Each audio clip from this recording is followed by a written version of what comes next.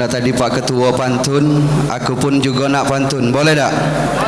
Boleh ya? Pergi ke pasar membeli tomat.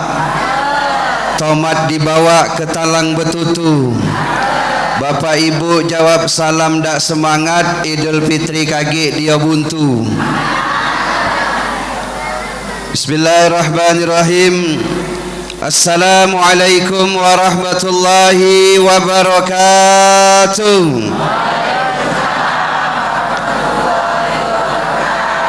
Dah Pak Ketua dah galak buntu galau ini cak foto aja.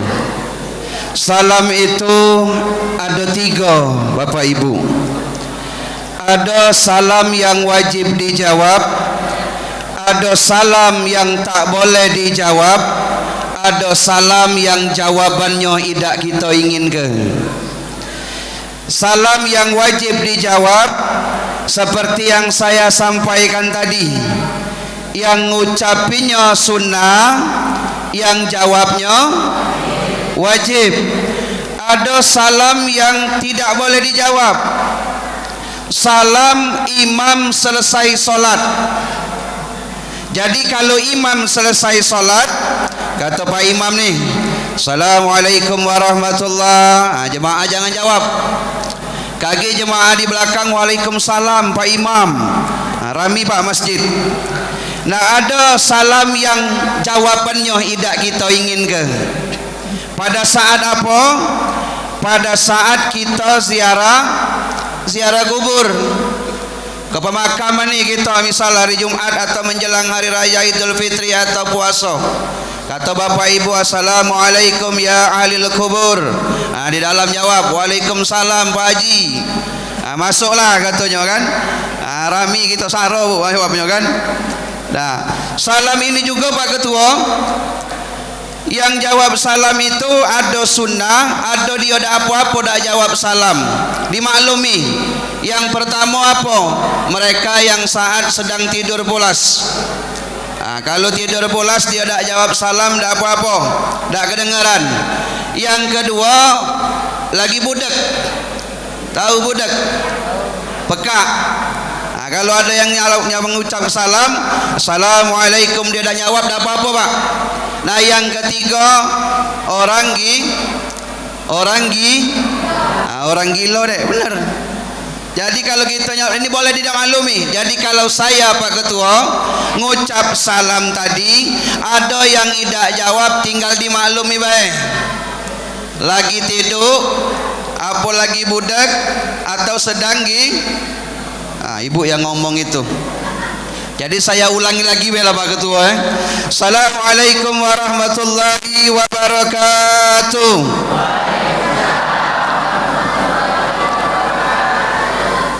Alhamdulillahi rabbil alamin. Wassalatu wassalamu ala asrafil anbiya'i wal mursalin wa ala alihi washabihi ajma'in. Wa qala Allah ta'ala fil Qur'anil Karim, la in syakartum la'azidannakum wa la in kafartum inna 'adzabi lasadid. Shadaqallahul azim. Yang sama-sama kita muliakan para alim ulama, ustadz dan ustazah, Pak Haji dan Bu Hajah, calon haji, calon hajah, serta yang berkesempatan hadir semuanya calon jenazah. Ada yang salah? Ada yang salah? Dak baca idak, dak baca ngurung kenyo, kullu nafsin za'iqatul maut. Tiap yang bernyawa, tiap yang bernapas pasti akan. Jadi Bapak tidak usah sombong dengan mobil yang kita miliki. Tidak usah sombong Pak dengan harta yang kita punya, dengan jabatan yang kita miliki. Sebab kalau kita mati tinggal. Ibu tak usah bangga dengan kalung yang besarnya cak rantai motor, anting-anting yang besarnya cak pelak motor. Sebab kalau meninggal ibu tinggal. Lemak kalau tinggal wae Pak. Sebulan ibu meninggal dunia, bini muda gantinya. Bener tak Pak Ketua? Aku aja Pak Ketua je lah. Kemudian yang kami hormati Ketua RT setempat yang tidak bisa kami sebutkan satu persatu, Ketua dan pengurus Masjid Miftahul Jannah beserta jemaah, Ketua dan pengurus Masjid Nurul Islam yang berkesempatan hadir, Ketua Masjid dan pengurus serta jemaah Masjid Baitur Razak, ada tadi Pak ya. Kemudian Masjid Al-Hikmah, Masjid Al-Hamzah yang mohon maaf tidak bisa kami sebutkan satu persatu, serta Bapak Ibu jemaah sekalian yang besar tidak bisa kami himbau gelar, yang kecil tidak bisa kami sebutkan namanya. Insya Allah kita galo-galo yang ada di sini dirahmati dan diberkahi oleh Allah Subhanahu wa taala. Amin. Amin. Amin ya rabbal alamin. Alhamdulillah, syukur pada malam hari ini dengan izin Allah Subhanahu wa taala kita semua dapat melangkahkan kedua kaki kita. Maka kita mudah-mudahan bermohon kepada Allah, setiap langkah kaki kita menuju ke masjid ini, setiap langkahnya dihitung pahala oleh Allah Subhanahu wa taala. Amin. Mudah-mudahan setiap duduknya kita di masjid ini, di dalam bermajelis ilmu, setiap duduknya mengangkatkan derajat kita oleh Allah Subhanahu wa taala. Amin ya rabbal alamin. Mudah-mudahan segala aktivitas yang kita laksanakan malam ini, mudah-mudahan nilai pahalanya besar di sisi Allah Subhanahu wa taala. Amin ya rabbal alamin. Salawat serta salam marilah senantiasa tercurahkan kepada suri tauladan kita, junjungan kita baginda Nabi besar Muhammadin sallallahu alaihi wasallam, kepada keluarganya, sahabatnya dan pengikut-pengikutnya yang istiqomah sampai akhir zaman, dan mudah-mudahan sampailah kepada kita malam ini, dan insyaallah kelak kita mengharapkan syafaat dari baginda kita Nabi besar Muhammadin sallallahu alaihi wasallam. Bu, Ibu, ketahuilah Bu bahwa malam ini Rasulullah sallallahu alaihi wasallam Pak Ketua sedang membanggakan kita di hadapan Allah. Rasul Pak malam ini sedang membanggakan kita di hadapan Allah. Kenapa? Karena kata Rasulullah sallallahu alaihi wasallam berkata kepada Allah, ya Allah, lihat itu umatku ya Allah. Umatmu yang mana ya Rasulullah? Kata Allah, lihat umatku yang berada di Masjid Miftahul Jannah. Mereka malam ini bermajelis talim, mereka malam ini merayakan yang namanya Isra Mi'raj, mereka yang malam ini menyebut namamu dan bersalawat kepadaku, itu umatku ya Allah. Maka Bapak Ibu sekalian, apakah ketika Allah mendengar perkataan Rasulullah Allah diam saja? Allah tidak tinggal diam Pak. Allah kemudian ngundang seluruh malaikatnya. Seluruh malaikat dipanggil Pak Ketua. Ini Ustaz dipanggil ini seluruh malaikatnya. Apa termasuk malaikat Israel? Hati-hati yang duduk di luar itu Pak. Malaikat Israel juga dipanggil Pak. Apa kata Allah? Wahai para malaikat, silakan kalian turun, saksikan apa benar di Masjid Miftahul Jannah ada majelis talim, maka turunlah kalian ke sana. Maka Bapak Ibu jemaah sekalian, malaikat turun. Setelah turun, dia mengepakkan sayapnya. Dikepakkan sayapnya ketika kita berada di majelis ini, lalu kemudian mereka bersujud kepada Allah. Setelah itu mereka berdoa kepada Allah. Apa doa mereka? Ya Allah, mudah-mudahan mereka yang ada di majelis talim ini Engkau ampunkan dosa mereka ya Allah. Ini doa malaikat Pak. Tapi dosa yang kecil, dosa kecil yang diampuni oleh Allah. Jadi kita malam ini Bu kurang lebih berapa jam ini Pak Ketua diunjuk waktu? Sampai jam 12 malam. Ay, pakam masjid di sini Pak. Iya. Bapak Ibu yang dirahmati oleh Allah Subhanahu wa taala, mungkin Bapak Ibu kaget Pak. Kenapa kaget? Biasa penceramah itu kalau datang berjubah, bergodek, berjenggot, perutnya bontet. Nah itu biasa penceramah. Malam ini penceramah tidak berjubah, tidak bergodek, tidak berjenggot, cuma perutnya banyak bontet. Makanya tadi ketika saya datang, kira uang aja mah ini cabut tonggonya. Jangan-jangan rombongan hadro juang kan? Anda tahunya penceramah Pak Ketua kan? Mohon izin dan mohon maaf Pak. Tadi Pak siang saya ngisi di Banyuasin. Jadi tadi saya pikir Pak telat datang ke sini. Rupanya alhamdulillah masih duluan ustadznya yang datang Pak Ketua. Masih dululah penceramahnya yang datang. Kita nunggu ibu-ibu ini. Jadi ibu-ibu yang kami hormati dan kami banggakan, kami yakin dan percaya bahwa ibu yang hadir di sini, bahwa bapak yang hadir di sini bukan kepingin melihat penceramah bernama Supriyadi, bukan. Benar tak? Benar tak?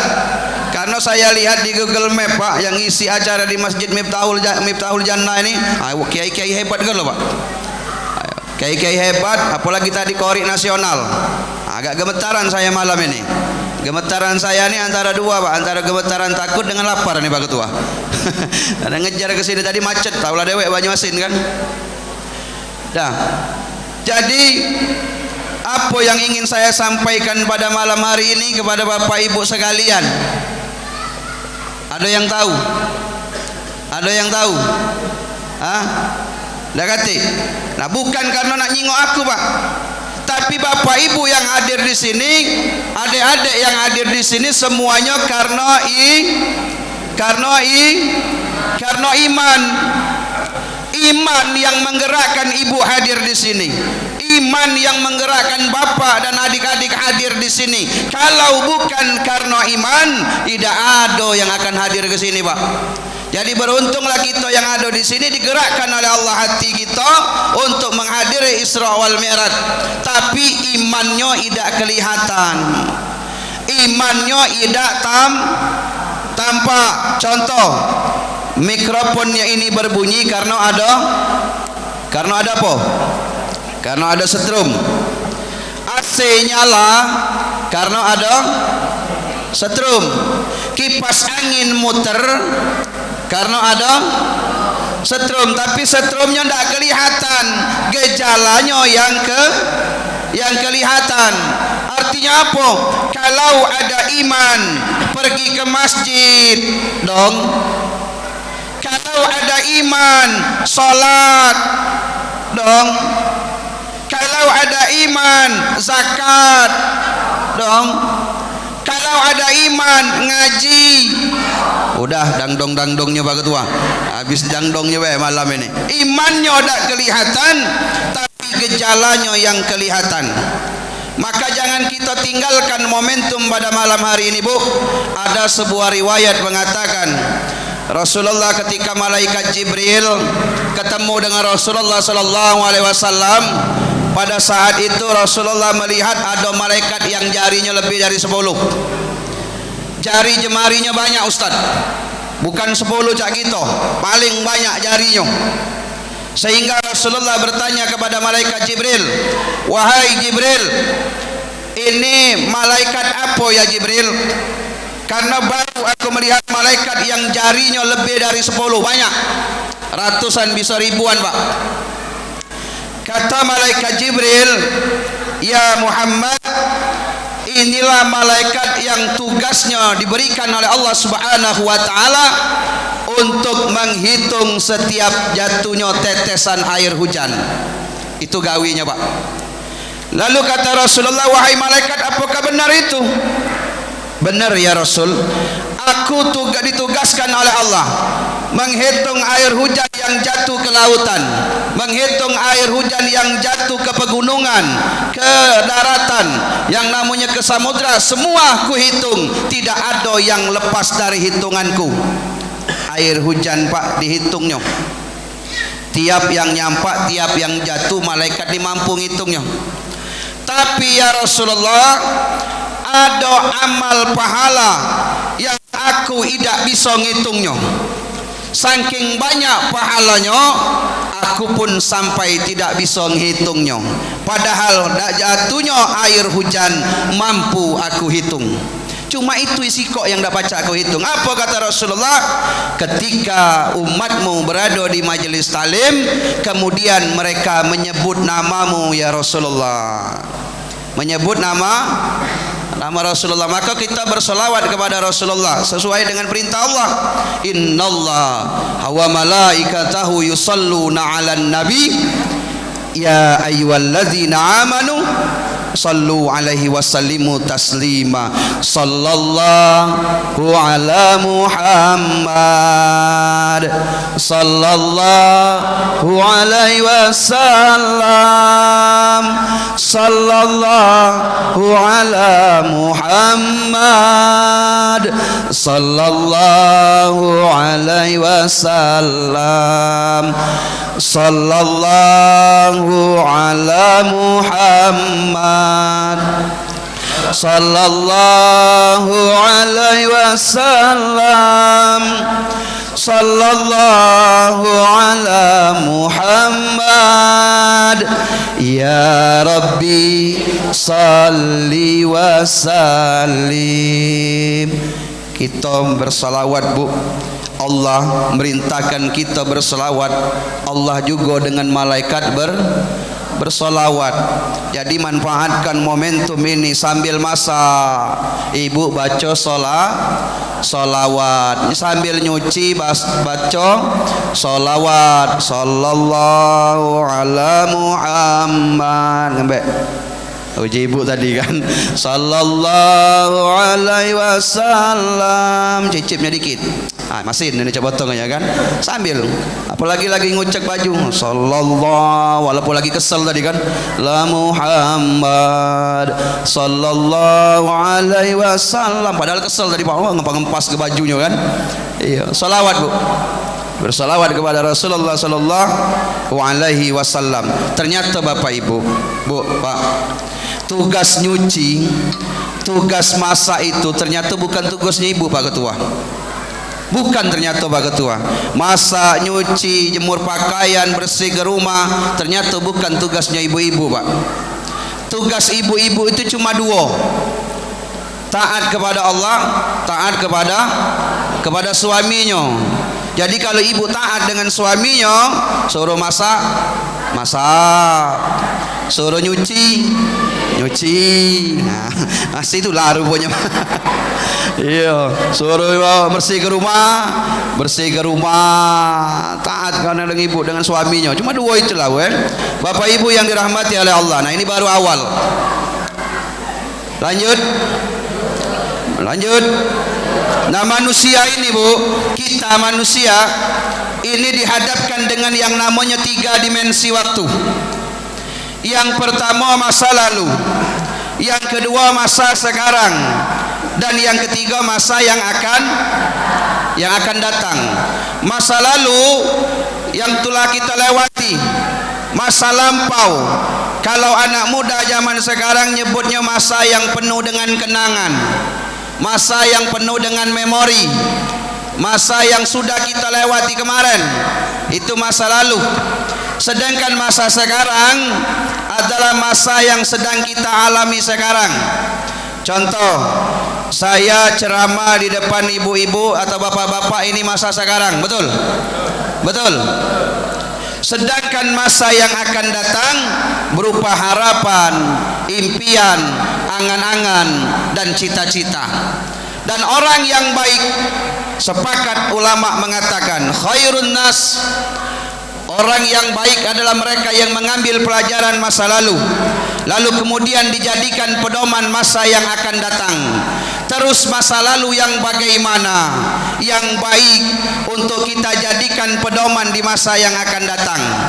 Bu, ibu, kalau jengok ibu-ibu ni Pak, cahaya-cahayanya luar biasa dari muka-mukanya ni. Bening, lemak jengoknya, cahaya surga galau. Amin. Nah, rupanya pas aku jingok ke bocok lah pantulan lampu rupanya Pak. Malam ini jengok ibu-ibu, nah ada yang kuning, ada yang pink, ada yang putih, ada yang baru dibayar seminggu, ada yang baru dibayar 2 minggu. Yang ketawa keras tuh, oh yolanian aku itunya. Oleh nak acara malam ini aku ngembek tadi ujungnya kan. Iya. Lanjut Bu ya. Lanjut. Jadi masa lalu yang bagaimana? Kalau kita bicara di bulan Muharram, kita akan diingatkan dengan peristiwa hijrahnya baginda Nabi.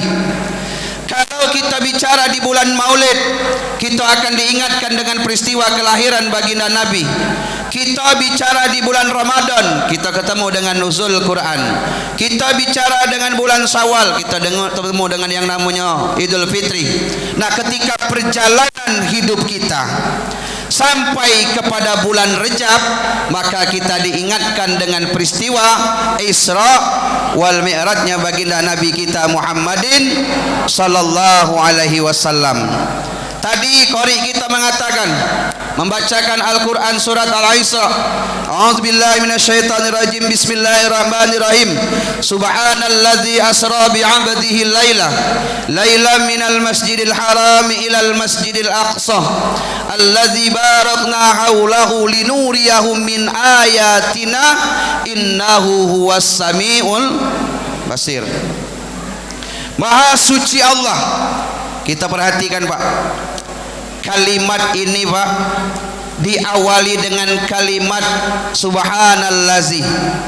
Ayat ini diawali dengan kalimat subhanallazi. Banyak kejadian aneh dan luar biasa, tetapi Al-Quran tidak memulai dengan kalimat tasbih. Ketika Al-Quran menceritakan bagaimana Qarun dan harta bendanya ditenggelamkan di dasar bumi, tidak memulai dengan kalimat tasbih.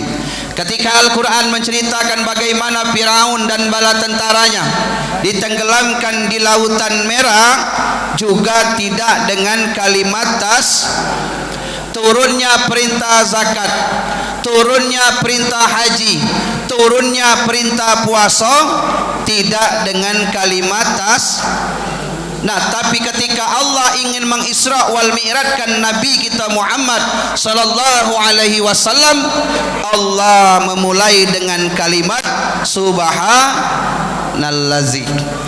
Artinya apa Bu? Pak, artinya apa?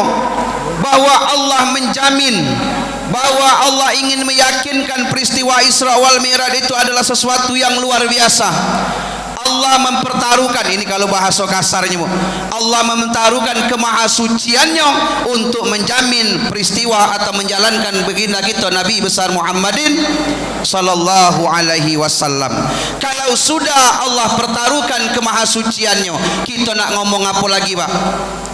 Ada yang nak komplain apa kebenar Isra wal Mi'raj itu? Makanya memahami peristiwa Isra wal Mi'raj jangan pakai logika kita manusia Bu. Tidak sampai ini baru subhanallazi asra diperjalankan. Siapa yang diperjalankan? Hah? Nabi Muhammad. Dari mana? Ada yang tahu? Dari mana Nabi kita diperjalankan? Dari Masjidil Haram yang ada di Mekah hingga ke Masjidil Aqsa yang ada di Palestina, kemudian naik langit pertama sampai ke 7, lanjut ke Sidratul Muntaha, balik lagi Rasulullah ke bumi, cuma makan waktu sepertiga malam. Mungkin kita bertanya kok bisa? Jawabnya diperjalankan. Nabi itu terima beres Pak. Nah, aku tadi datang ke sini diperjalankan Pak. Kalau aku nak jalan kaki ke sini mungkin subuh sampainya Pak. Cuma karena naik kendaraan, walaupun tidak dijemput oleh panitia, aku datang dewek. Lado tawaran dari Pak Dep sebenarnya, tidak usah lah juga Pak Dep, biarlah kaki genti baiklah. Genti capeknya Pak, maksud aku Pak. Iya. Diperjalankan. Nah, kayak contoh Pak. Saya barusan pergi kemarin dari Palembang ke Prabu Muli. Ke Prabu Muli itu perjalanan lebih kurang 3 jam, ada sampai 4 jam. Saya berangkat dari Palembang pukul 9, kemudian sampai Prabu Muli jam 12, balik lagi saya ke Palembang, sampai Palembang jam 4, jam 3. Ternyata tanpa saya sadari, di dalam kantong baju koko saya ada semut Palembang melok, Pak.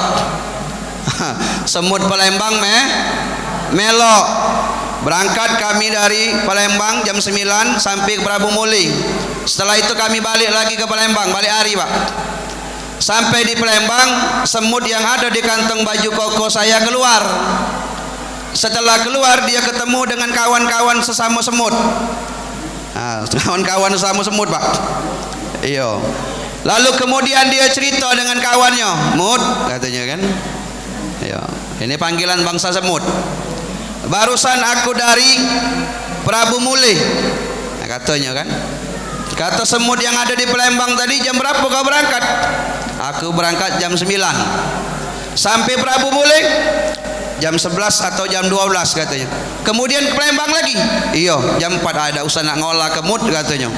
Uji semut tadi kan. "Dah usah nak ngolah kemut. Kita tahu, kita paham bahwa jalan kita ini lambat, beriring-iring. Tak mungkin perjalanan sejauh itu hanya engkau tempuh beberapa jam perjalanan. Kau tak usah bohong, Mut," katanya kan. Ini semut. "Kau tak usah ngolai kalau bahasa Palembangnya. Tak mungkin waktu yang jauh kau tempuh hanya beberapa jam perjalanan." Kata semut yang dari Prabu Muli ini. Dasar semut Palembang ini, kan. Ya, memang benar katanya. Kalau aku berjalan sendirian, mungkin sampai kiamat belum datang.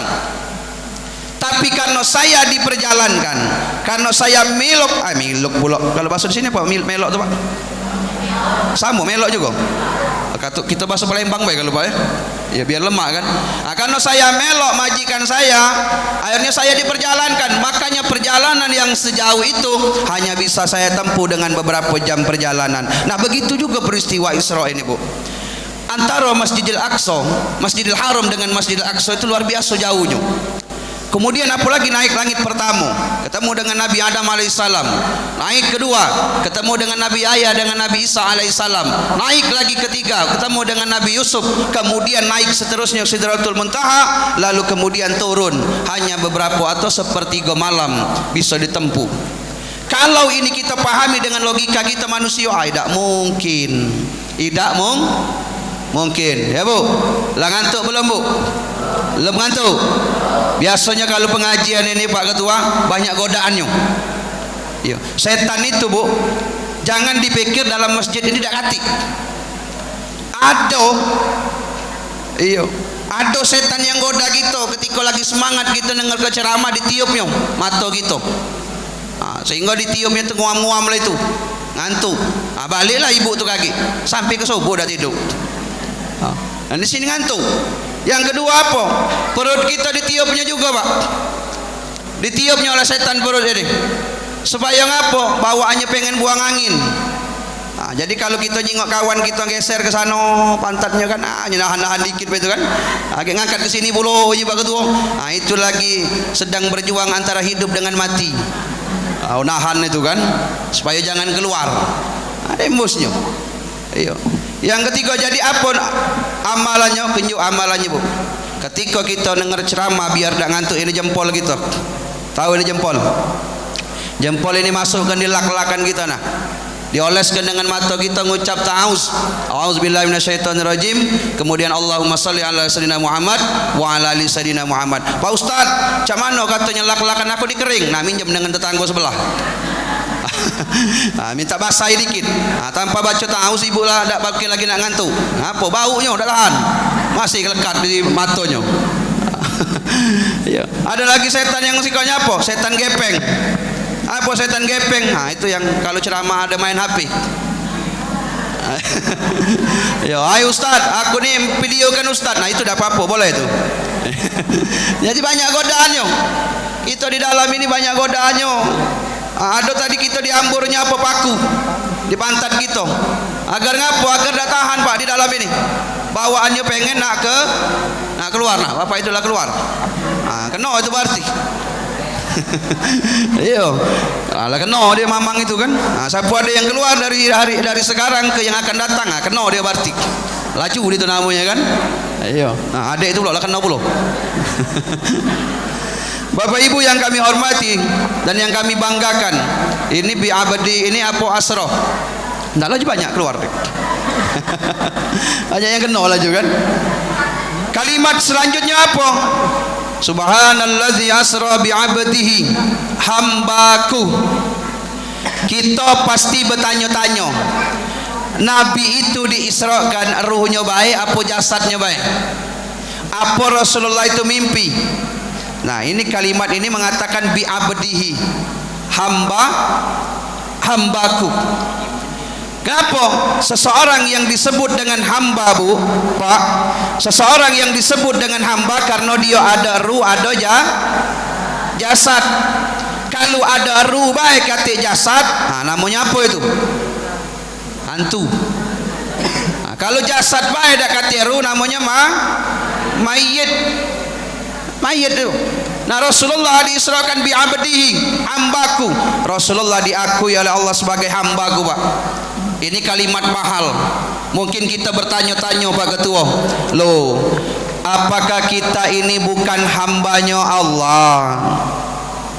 Tentu saja kita ini hambanya Allah. Tapi kata siapa? Kata siapa kita hamba Allah? Kalau kata kita namanya pengakuan. Kita ngaku sebagai hamba Allah, silakan, boleh-boleh saja. Tapi pertanyaannya adalah, apakah Allah ngaku bahwa kita ini hambanya? Belum cukup syarat. Ahasiban nas ayatraku ayyakulu amana wa hum la yuftanun.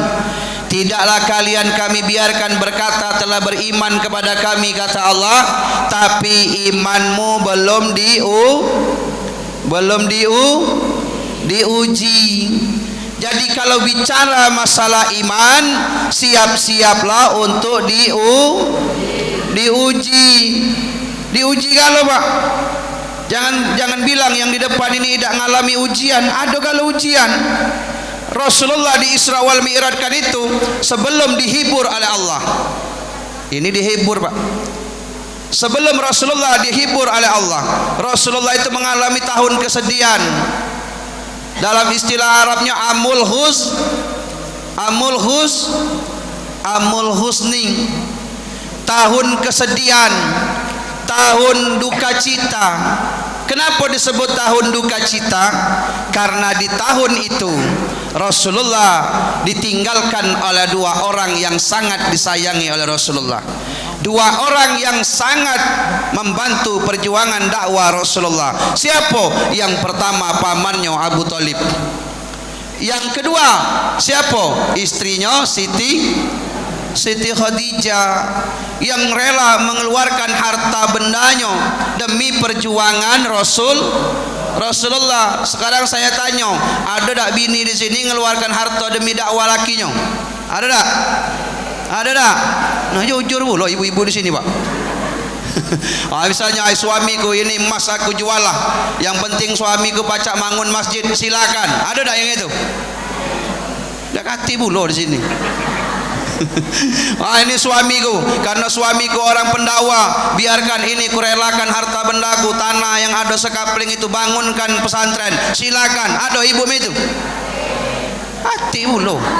Banyak dah hati namanya di sini. Tapi lemak ibu-ibu ni jujur galau. Nah, Siti Khadijah, oh tahan Bu, mengeluarkan harta bendanya menolong yang namanya pergerakan dakwah Rasulullah. Habis hartanya demi untuk menolong perjuangan Rasulullah suaminya. Maka Rasulullah itu ketika Siti Khadijah meninggal sedih. Maka kata Rasulullah, barang siapa seorang istri meninggal dunia lalu kemudian suaminya bersedih, sedih bukan teriak kehilangan, maka dijamin istrinya masuk surga. Jangan sampai ibu meninggal dunia laki ibu masuk kamar. Yes, alhamdulillah ujungnya kan. Alhamdulillah Pak. Ngapo lamonian aku terbeban selama ini. Pernah tak kamu dengar ada laki yang masuk ke bininya ke sumur? Dan pernah? Karena istri itu nemen cerewet kalau bahasa Palembang Pak. Saking cerewetnya, saking dia nemen tiap hari dimarahi bininya, kemudian dia ngajak bininya ke belakang rumah. Di belakang rumah itu ada sumur tua Pak. Dimasukinya bininya ke dalam itu, cebur kenyong. Setelah dicebur kenyong dia balik, ternyata merenung, nyesel dia. Oh ya Allah, ngapalah ini? Kangen dia dengan yang namanya cerewetan bini tadi. Balik lagi dia ke sumur Pak Ketua. Setelah balik ke sumur, digerek nyong, tahu gerek? Diangkat, berat ternyata Pak, Bu, berat. Ternyata apa yang terjadi? Bukannya istrinya yang diangkat, ternyata jin yang ada dalam sumur itu. Jin dalam sumur. Oi, ngapa kau keluar ini ujinya? Ngapa mana biniku? Itu no bini kau di dalam. Aku dah tahan bini kau di dalam itu. Nak ngoceh itu lah ujinya di dalam itu. Kata suaminya, oi jin, aku kau baru sehari tak sampai ujinya. Aku selama ini dengan bini ku tadi oceh ujinya kan. Nah itu Pak, sakingnya. Tapi kita sebagai suami ini kadang-kadang kangen dengan ocehan bini kita. Tapi jangan nemen pulau ngoceh Bu. Suami ibu ni kadang-kadang jingon nama. Muka-muka kasihan kalau di depan ini kan. Ya mungkin di tempat gawiannya lah dimarahi oleh bosnya, lah dimarahi atasannya. Maka balik ibu pula marahinya. Laki-lakinya ngilang, taunya lah tergantung di belakang. Jangan Pak. Sian. Sambut suaminya ketika balik begawi, sambut. Suami ikut kasih dia teh, kasih dia air panas, siapkan anduk. Jangan sampai bini zaman sekarang laki baru balik, mana duit hari lah boleh apa belum, mana duit sini. Hati-hati ibu yang ketawanya keras itu ayahku itu kan asli itu aku dia. Ya Bapak Ibu yang dirahmati oleh Allah, bi'abdihi, hambaku. Jadi sebelum Rasulullah di Isra Mi'raj itu apa? Mengalami kesedihan Bu. Sedih Rasulullah, apa yang ditawarkan oleh Allah? Bukan hiburan ke Lampung sana, bukan liburan ke danau apa yang sekarang. Itu. Kenal arti ibu dek. Ke Danau Biru bukan ke sana. Healing kata ibu-ibu nih kan. Balik dari healing pening. Habis duit. Oh jangan suami tangannya. Jangan sampai Bu. Iya. Rasulullah ketika sedih disenangkan oleh Allah, dibahagiakan oleh Allah. Bagaimana cara Allah membahagiakan Rasulullah? Allah Isra wal Mi'rajkan Rasulullah, kemudian Allah kasih hadiah berupa salat. Berupa maknanya apa untuk kita? Ketika ibu sedih, ketika bapak ini sedih, duit gaji tak cukup misalnya kan, tagihan banyak, belum listrik, belum apa yang namanya banyu, belum lagi cicilan mobil, belum lagi yang namanya cicilan yang tidak ditahui oleh bapak-bapak ini kan. Ibu-ibu ini kalau nyicil di belakang Pak, kadang tak tahu gitu kan. Tahu-tahu kadang tukang paket datang, asal suaminya tahu, mah ini paket siapa? Oh tetangga tadi, salah cak potongannya. Salah ujinya. Padahal yang dia lain kali dia omongnya dengan mamang paket, mang kalau kesini lagi mana ada suamiku, pura-pura kamu nyasar ya ujinya. Jangan. Aku nih anu itu ibu kan. Iya. Jadi apa maknanya adalah Bu, salat. Ketika ibu sedih, ketika ibu berduka, ada masalah, datang ke sejadah, bentangkan sejadah, ambil air wudu, bentang sejadah, salat, mohon kepada Allah. Ini yang terjadi di peristiwa Isra wal Mi'raj. Bukan sekedar kita mendengar ceramah, nerima salat 50 waktu, lalu kemudian jadi 5 waktu. Bukan. Tapi maknanya kenapa Rasulullah di Isra Mi'rajkan? Karena Rasulullah sedih, karena Rasulullah berduka, Allah senangkan, Allah bahagiakan dengan Isra Mi'raj. Kemudian Allah kasih hadiah berupa salat. Untuk kita apa? Kalau kita sedih tadi, salat. Man taraka salat muta'ammidan faqad kafara jihara. Barang siapa meninggalkan salat dengan sengaja, ingat Pak, barang siapa meninggalkan salat dengan sengaja maka kafirlah dia.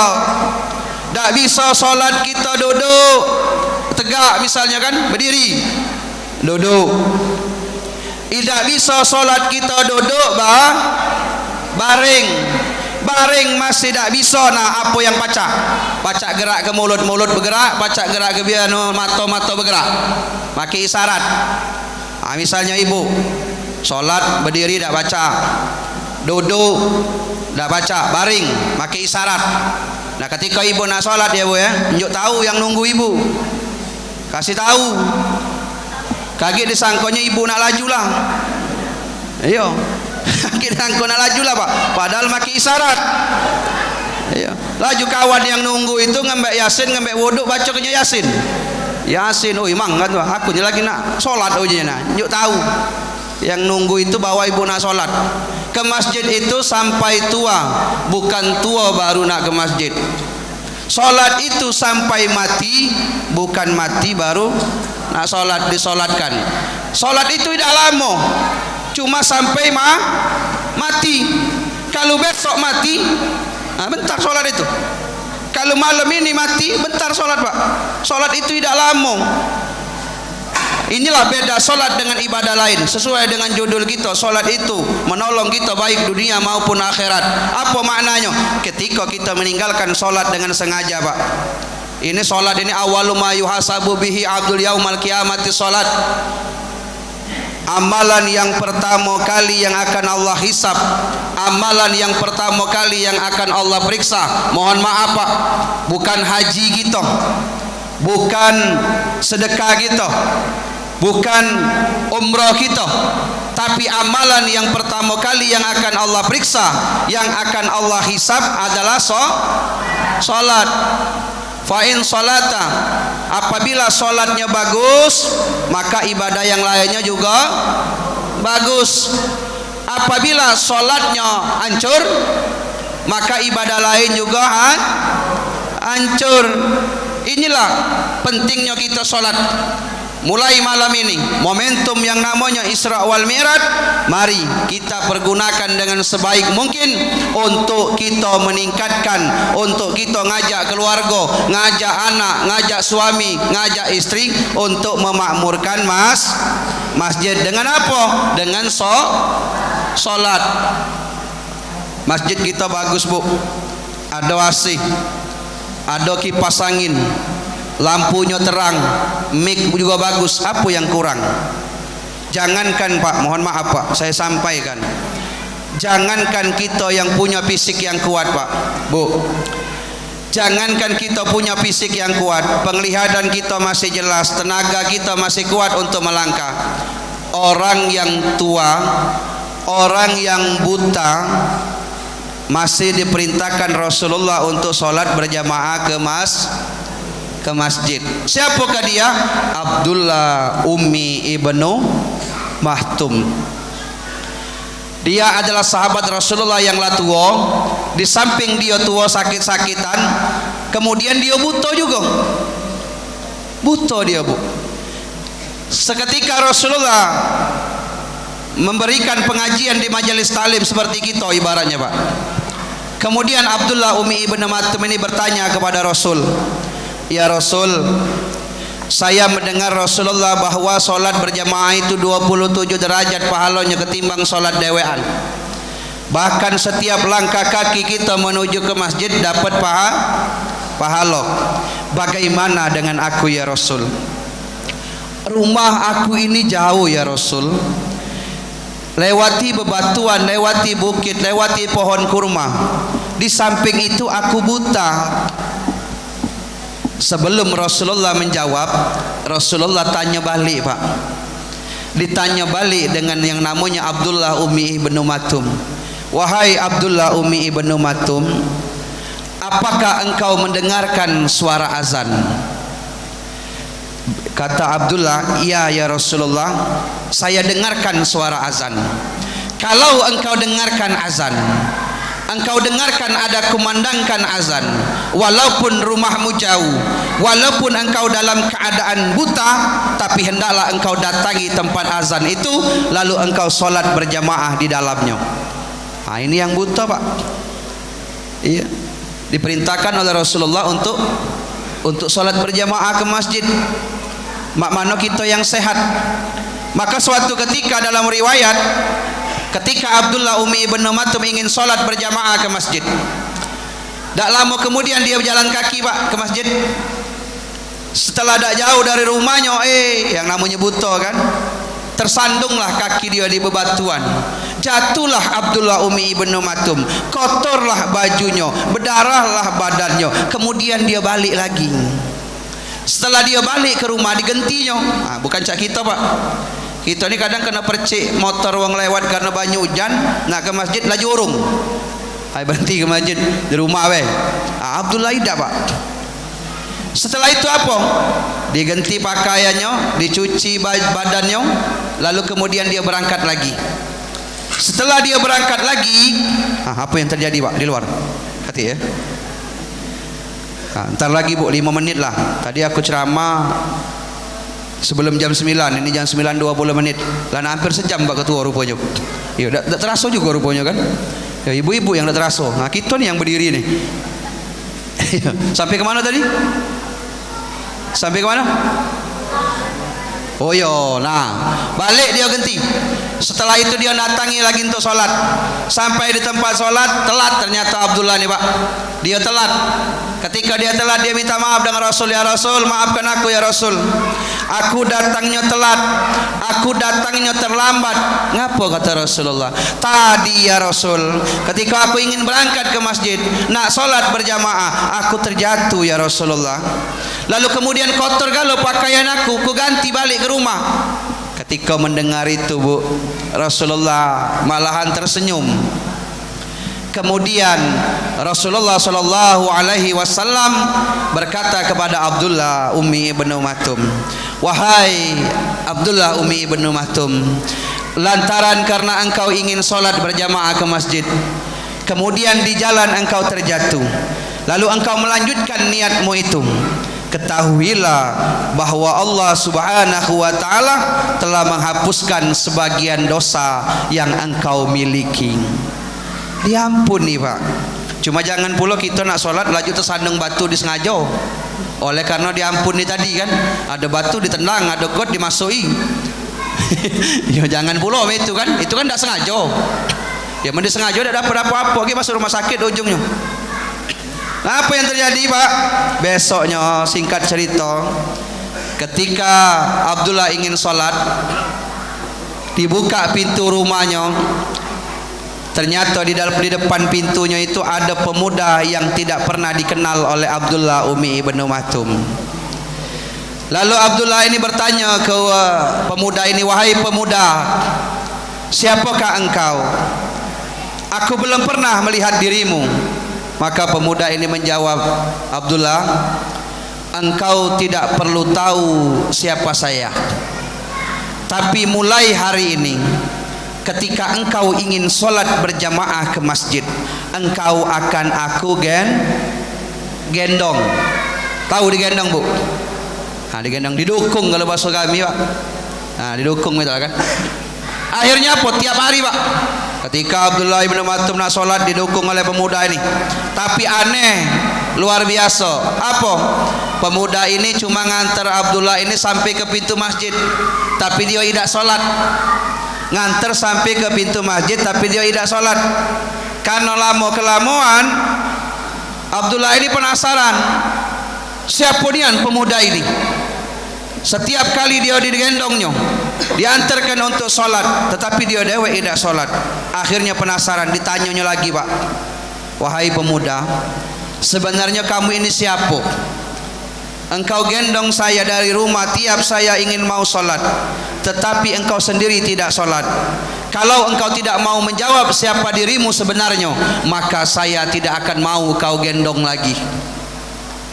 Akhirnya pak bu, pemuda ini jujur, baik Abdullah, kalau begitu hendakmu akan saya katakan bahwa sesungguhnya saya adalah setan yang menyerupai manusia. Setan rupanya pak. Nah, selama ini digendong setan, galak digendong setan. Setan pak. Apa yang terjadi? Katanya, setahu saya, kata Abdullah Umi ibn Maktum, setan itu gawinya untuk melarang manusia melakukan kebaikan, melarang manusia untuk tidak sholat, melarang manusia untuk tidak zakat, tidak beramal untuk ke masjid. Tapi kenapa engkau malah sebaliknya membantuku untuk sholat berjamaah ke masjid? Kata setan tadi, Abdullah Umi ibn Maktum, engkau jangan pidi dulu, kalau bahasa kita bu, engkau jangan berbangga dulu. Ngapo? Kenapa engkau aku gendong? Karena sebab kemarin ketika engkau ingin sholat berjamaah engkau terjatuh. Terus hubungannya apa katanya? Saya takut kalau engkau terjatuh lagi. Kenapa? Sebab kalau engkau nak solat, tiap kali solat kau campak, tiap kali solat engkau terjatuh, habis dosa kau diampuni oleh Allah Subhanahu wa taala katanya kan. Lalu sia-sia baik selama ini aku ngoda kau. Ternyata Pak, setan itu dalam kebaikan juga dia dah galak. Dia takut Abdullah Umi ibn Maktum ini nyampak terus. Sebab kalau nyampak habis dosanya. Nah maka tadi awwalu ma yuhasabu bihi abdu yaumal qiyamati salat. Amal bu yang pertama kali akan diperiksa oleh Allah hari kiamat adalah solat kita. Perbaiki solat, perbaiki solat. Cara Rasulullah menerima solat juga beda Pak, istimewa. Kalau Rasulullah memerintahkan kita untuk puasa, cukup ayatnya disampaikan kepada Nabi, kepada malaikat Jibril, ya ayyuhalladzina amanu kutiba alaikumusiyam. Ayatnya baik yang turun. Ketika Allah perintahkan kita untuk mengeluarkan harta, untuk ngambil harta kita di orang lain, husmin amwalihim shadaqah, cukup dengan ayat. Ketika ada perintah haji, cukup dengan ayat. Tapi ketika ada perintah solat, maka Rasulullah sallallahu alaihi wasallam dipanggil langsung oleh Allah untuk menerima solat. Maka solat ini Rasul fiku amali. Solat ini induk dari amal yang lain. Jadi diperiksa ini kaki Pak. Bukan solat, bukan ibadah haji Pak, mohon maaf. Ketika kita baris di yaumil akhir nanti, di hari kiamat nanti, diperiksa, hai Supriyadi, ini Supriyadi misalnya, dipanggil nama Supriyadi, dihadapkan di hadapan oleh Allah. Kau kata Allah, kata aku ngomong, ya Allah, aku ni sering dakwah kemana-mana, pahala aku banyak. Kata Allah, kaki. Bukan pahala dakwanya, bukan pahala ceramahnya, solatnya.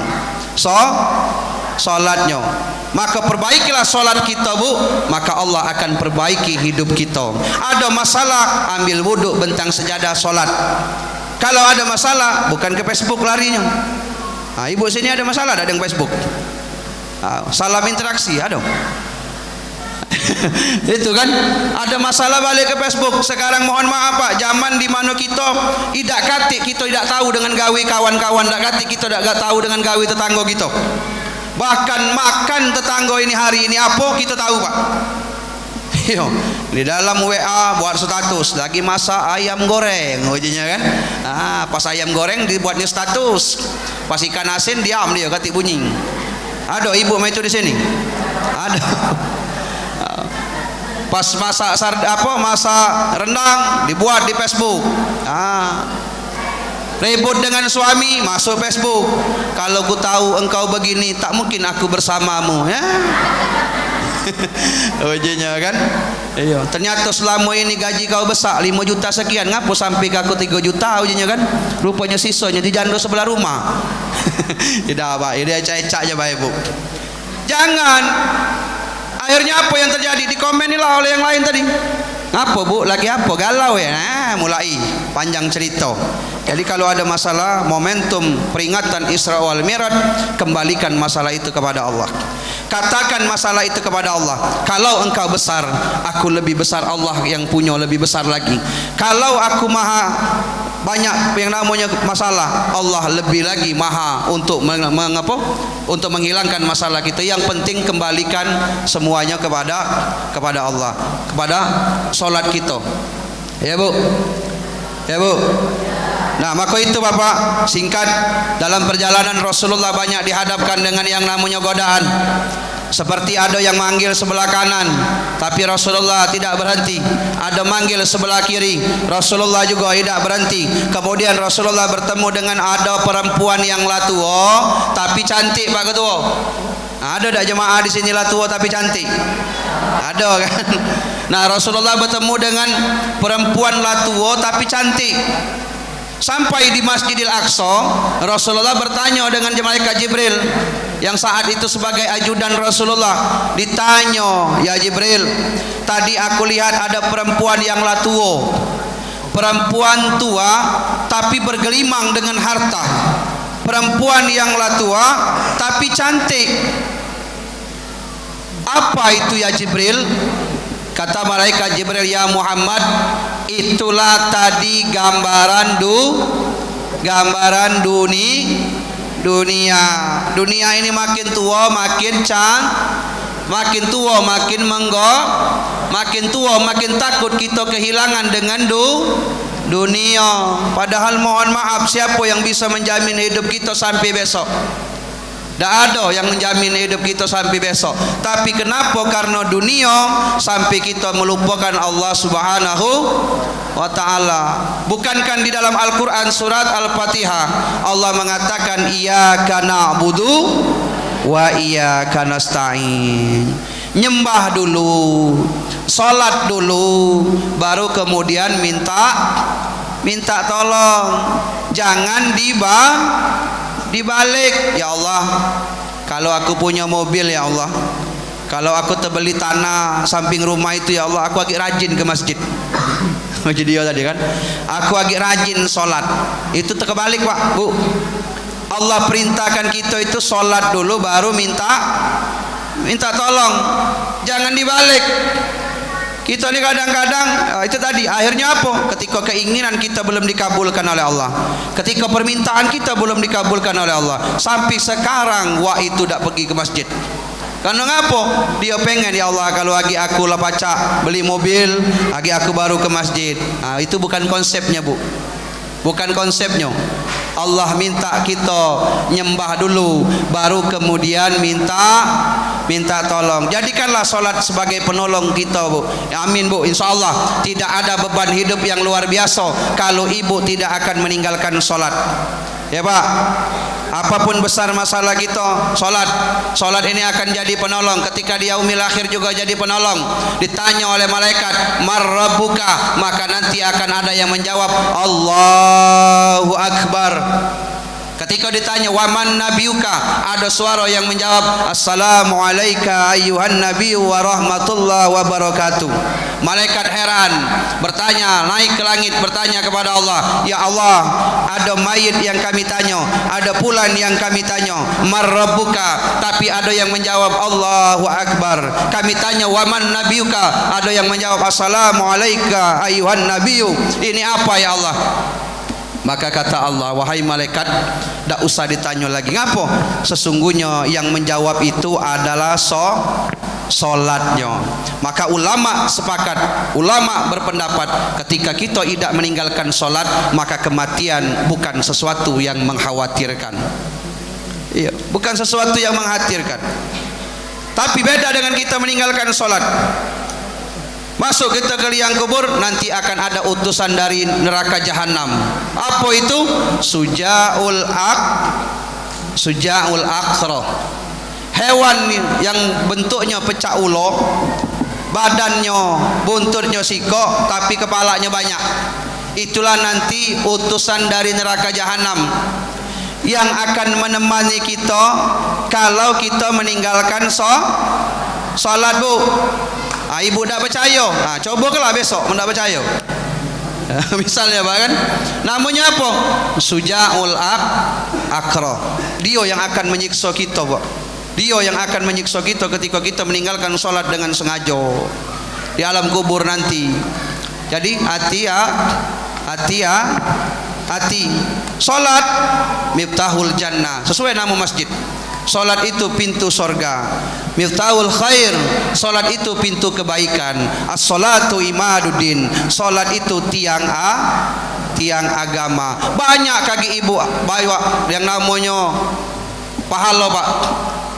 Banyak nanti pahala ngaji, pahala sedekah ditampilkan oleh Allah. Tapi ketika ibu nak ngambilnya, ibu dak kati passwordnya, Pak. Dak kati kuncinya. Apa kuncinya? Salat. Ya, jadi kita kaki cuma bisa nyingok baik gawe kita, nyingok baik amal pahala kita, tapi ketika kita nak ngambilnya tak bisa. Karena ngapo? Salat miftahul jannah. Salat itu adalah pintu surga. Mak mana kita nak masuk surga kalau pintunya dak katik. Terakhir Ibu, kemudian Rasulullah sallallahu alaihi wasallam ditawarkan 2 gelas air oleh malaikat Jibril. Yang satu berisi susu, yang satu berisi arak. Kemudian kata malaikat Jibril, ya Muhammad, silakan engkau pilih, silakan engkau ambil, engkau makan, engkau minum. Muhammad, mantap Pak. Ucapkan bismillahirrahmanirrahim, ambil susu, diminum. Setelah minum, apa kata malaikat Jibril?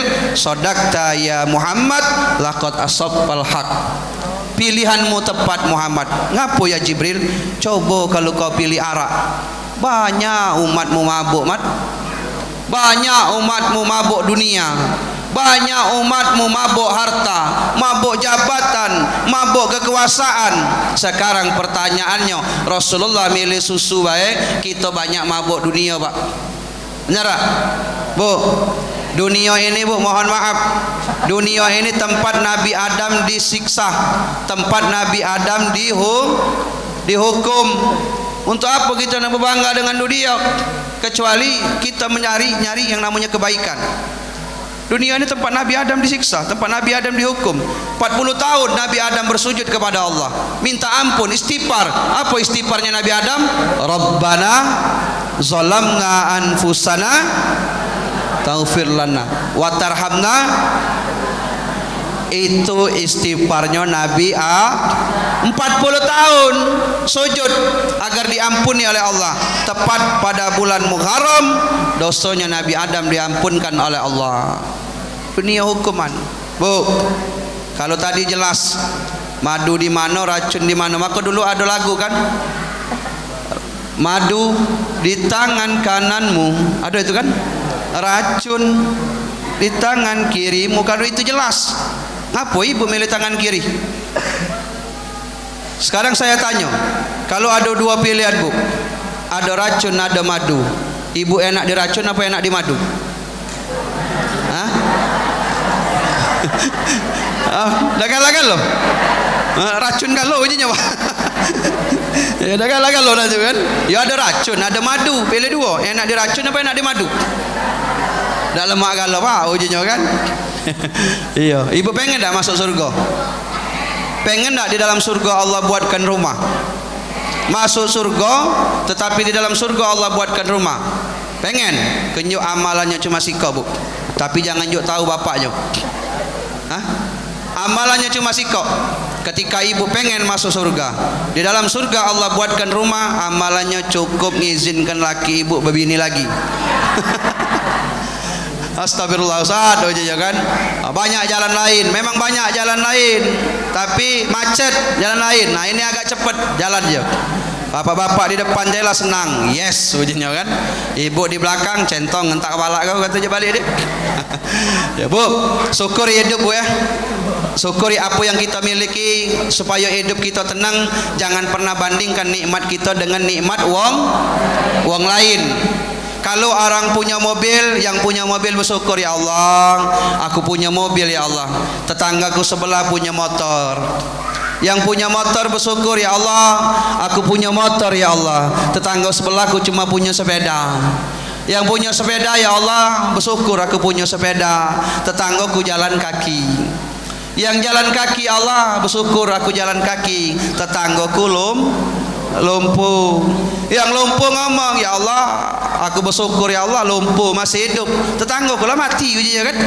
Nah, jadi syukuri dalam hal dunia, jangan melihat di atas kita, tapi lihatlah yang di bawah kita. Jangan sampai tetangga beli kulkas, ibu beli pil bodrek. Nah, hati-hati.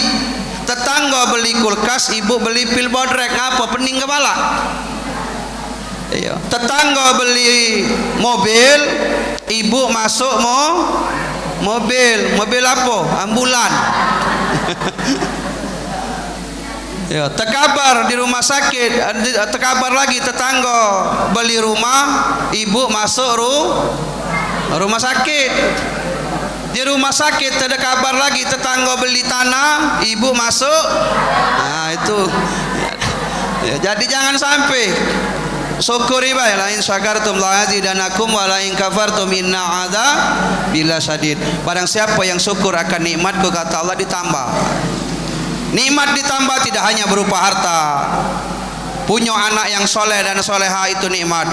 Punya tetangga yang baik itu nikmat. Punya keluarga yang bahagia itu nikmat. Punya anak yang baca Al-Quran, rajin baca Al-Quran, rajin ke masjid, itu nikmat. Jangan cuma nikmat diukur dari harta. Badan kita sehat itu nikmat. Mak mana kita nak berduit cak mana pun kita, tapi kalau dak pacak menikmati duit kita, dak pacak ngapo.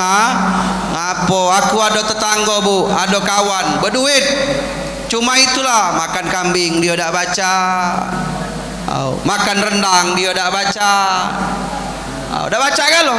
Nah kita tadi belajuan kalau padahal berduit. Artinya apa? Apapun yang ada dengan kita nikmati. Ingat, jangan bandingkan nikmat yang kita miliki dengan nikmat orang lain. Agar apa?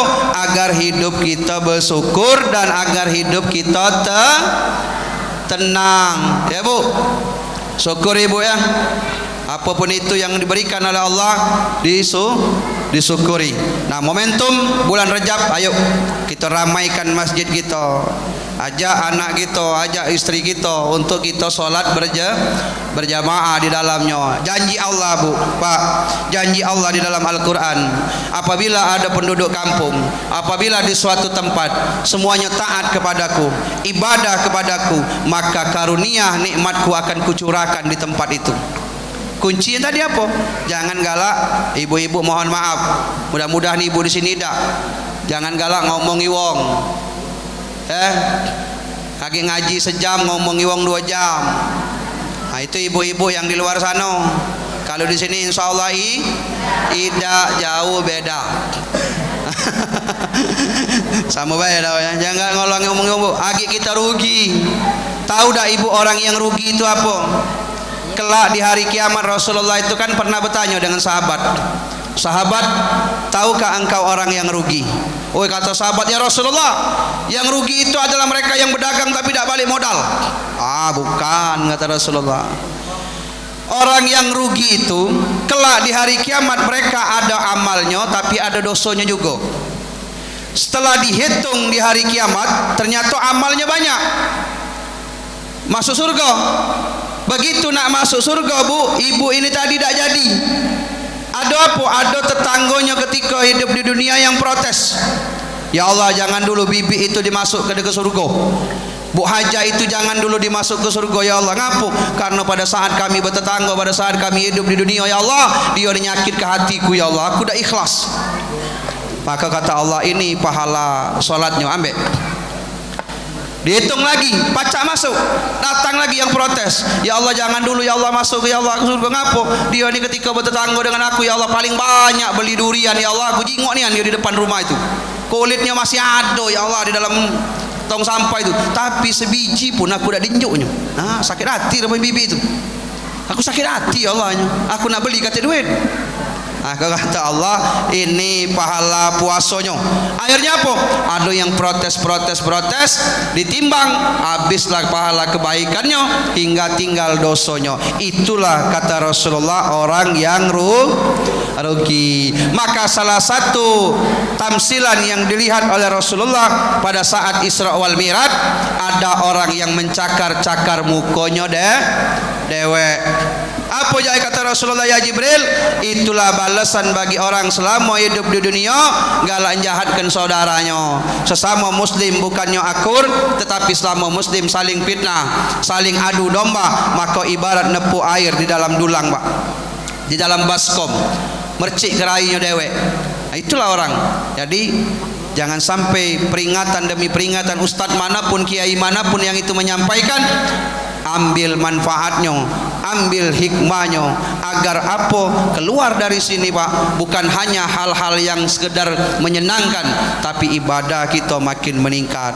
Orang yang baik adalah mereka yang hari ini lebih baik daripada hari kemarin. Orang yang rugi hari ini dengan hari kemarin sama baik. Orang yang celaka hari ini lebih buruk daripada hari kemarin. Berubah, bentar lagi kita nak puasa. Kalau ini tanggal 27 Rejab, artinya puasa dak sampai 40 hari lagi ya Pak Ketua. Tak lama lagi. Nah, saling maaf memaafkan agar puasa yang nanti kita jalankan kita dimudahkan oleh Allah Subhanahu wa taala. Allahumma barik lana fi rajabana wa sa'ban wa balighna Ramadan. Kita mudah-mudahan berdoa kepada Allah diberkahi di bulan Rajab dan Sa'ban, dan kita dipertemukan oleh Allah di bulan Ramadan. Bapak Ibu yang kami hormati dan yang kami muliakan, mungkin ini saja Pak Ketua yang dapat saya sampaikan. Ingin rasanya banyak yang disampaikan, tapi waktu jua yang membatasi kita. Mohon maaf jikalau ada kata yang benar, itu datangnya dari Allah Subhanahu wa taala. Namun jikalau ada kata yang salah, itu kedaipan kelemahan saya selaku manusia. Saya akhiri, billahi taufik wal hidayah wa ridha wal inayah. Wassalamualaikum warahmatullahi wabarakatuh.